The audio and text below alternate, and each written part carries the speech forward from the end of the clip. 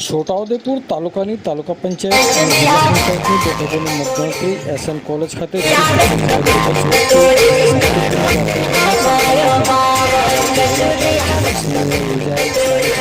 મહાનગરપાલિકા, નગરપાલિકા, જિલ્લા પંચાયત અને તાલુકા પંચાયતની ચૂંટણીની મતગણતરી આજે વહેલી સવારે 9 કલાકે શરૂ થઈ હતી.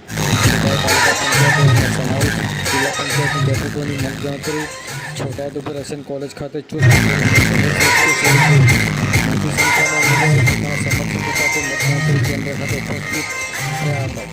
શરૂઆતના પરિણામોથી જ છોટાઉદેપુરમાં આમ આદમી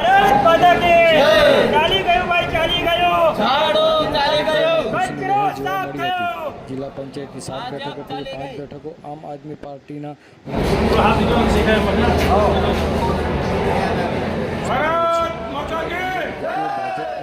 આમ આદમી પાર્ટીના મતદારોએ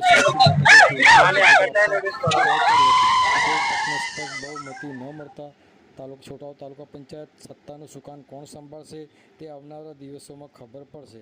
હાલ આ પ્રશ્ન ઘેરો બન્યો છે. આવો સાંભળીએ આ અંગે કહી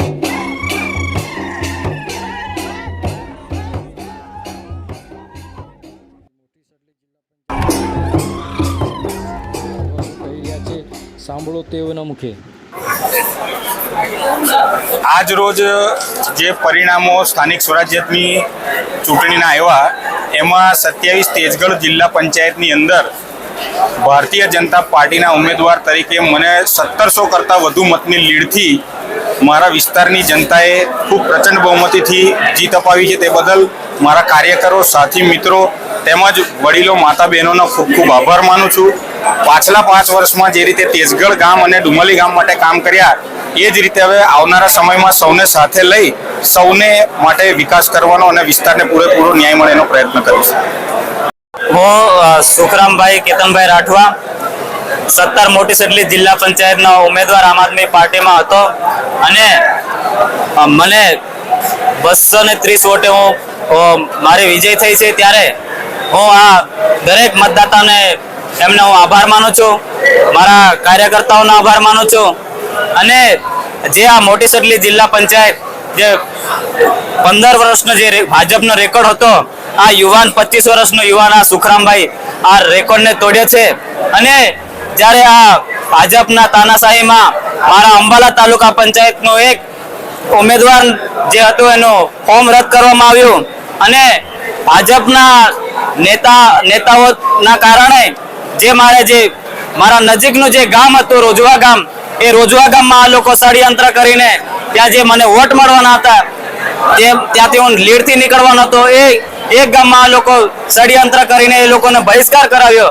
ત્યારે હું આ ભારતીય જનતા પાર્ટીને કહેવા માંગુ છું કે આ તાનાશાહી હવે બદલાવ તરફ, પરિવર્તન તરફ જઈ રહી છે. ત્યારે છોટાઉદેપુરમાં ઓનલી ફોર ઝાડુ ચાલે છે.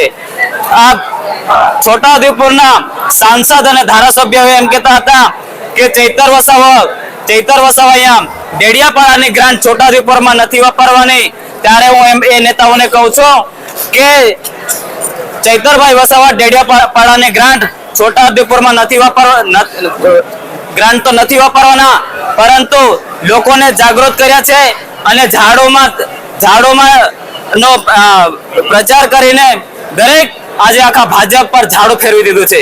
ત્યારે આજે હું ચૈતર વસાવાનો પણ આભાર માનું છું અને મારા સાથી એવા વિનુભાઈ રાઠવા, પ્રભારી આમ આદમી પાર્ટી, એ માણસને પણ હું આભાર વ્યક્ત કરું છું. આવા નવયુવાનને રાજનીતિમાં લાવીને અમને મોકો આપ્યો એ બદલ મારી દરેક જનતાને હું આભાર માનું છું અને આ જીત હું સ્વીકારું છું. અને હું મારી જીતના કારણે હું દરેક લોકોના જે કામો છે, જે પ્રાથમિક જરૂરિયાત છે, કે જે પડતર પ્રશ્નો છે, એ મોટી સટલીના તમામ જનતાનો સક્ષમ ભરે અવાજ ઉઠાવીશ અને કામ કરીશ.